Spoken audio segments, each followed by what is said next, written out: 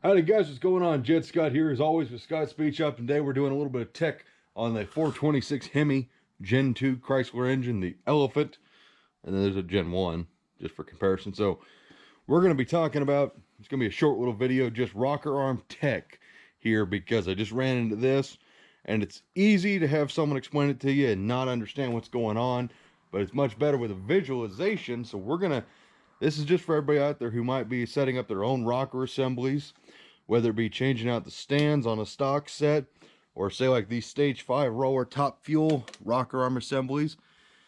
They're top fuel because they have them extra bolts and a bunch of special stuff about them stands. But even with that, regardless, they take the same shafts, rockers, all that stuff. What you see here, these are locks to set where your rockers are. So on a stock set of Hemi rockers like this set right here, which you can also see right here on this bench or this chair, these are the other stands. Those are wildly different than what goes on the stock set. So if you're building a Hemi and you need regular stands, here's something for you to watch out for. So obviously you have your end stand, which is drastically different than all the rest of them. As you can see, it's got this sharp edge right here. It's special. And then you got stand, stand, stand, stand. And these four look all the same, but they are not the same. And oh, I forgot his name now. A guy at Mega Parts who sold me those beautiful sons of guns walked me through it today because we had a fitment issue. So if you look inside of these right here, boom, there's an oil hole right there on stand number 2. Stand number 1, nothing, it's solid. No oiling holes. Of course, this is the special one. Then you move over here to 2, hole. 3, no hole. 4, hole. 5, that's got a hole. That should not have a hole, actually. Huh, that's weird. Well, let's just see if someone's had these ones. Wow, we're all going to learn something today. Let's see, no hole, hole, no hole, hole, no hole. Well, it appears this set of rockers has the wrong stand right here. Well, so much for that tech video. But anyways, the point of this is, so these are a nice billet purple anodized rocker stands you can buy from Mancini, Indy cylinder head, or from Mega Parts. Mega Parts, they make these for everybody pretty much. So just buy them from Mega Parts. Don't spend the money from Indy or Mancini because you're just paying a markup. And Indies don't come purple anodized, so I don't know why you wouldn't want the anodizing. It's kind of cool. So obviously this is the one that's different than the rest. Now when you get all these 4 together, like I just said, they look identical. Like you honestly, if you just look at them like this, you can't tell these 4 apart. Put that guy away because he's definitely different. And I had actually just assembled a set of these, which is over here. These are those stage 5s off those top fuel deals. And I had assembled this whole shit and kabang, lubed it all up, and they wouldn't fit. And I started to have a problem, started to get angry. So I called the guys at Mega Parts and asked what the hell was going on. And here's what it is, and I should have known this, but didn't think about it. So you flip this one over, and it's got that oiling hole. So that would be stand number 2. Then here's your middle stand. It should be solid, no oil hole, as you can see. And then stand 3 should have a hole, which it does.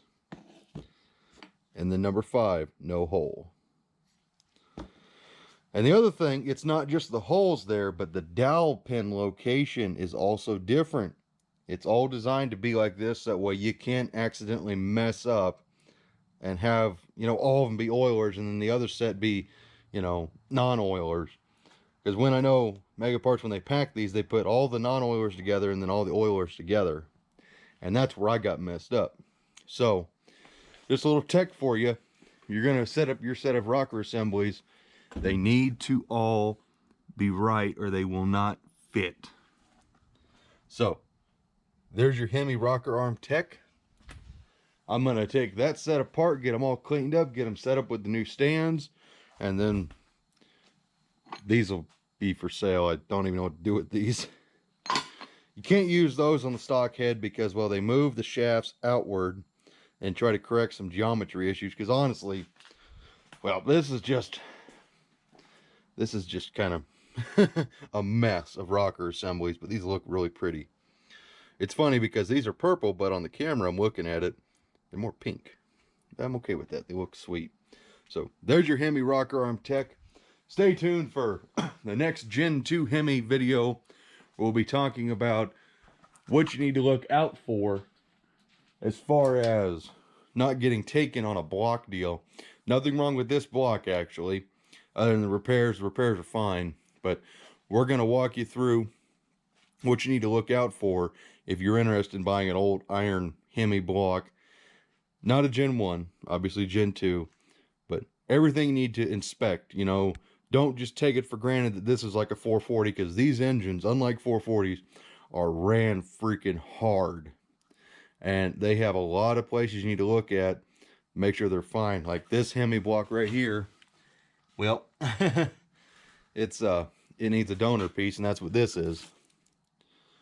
But a buddy bought this block. He's going to get it fixed, so it's going to be, you know, back on the road. And that's what makes a 426 Hemi so special, is if that was a 440 or a 383, you junk it. You don't care. Or a small block Chevy, big block Chevy, it's done. But on a 426 Hemi, that's worth fixing. Especially that block, because that's a 1970 warranty block. So in the world of Hemis, that's it. You don't get any better for stock iron blocks. So that'll be a video that we're going to do.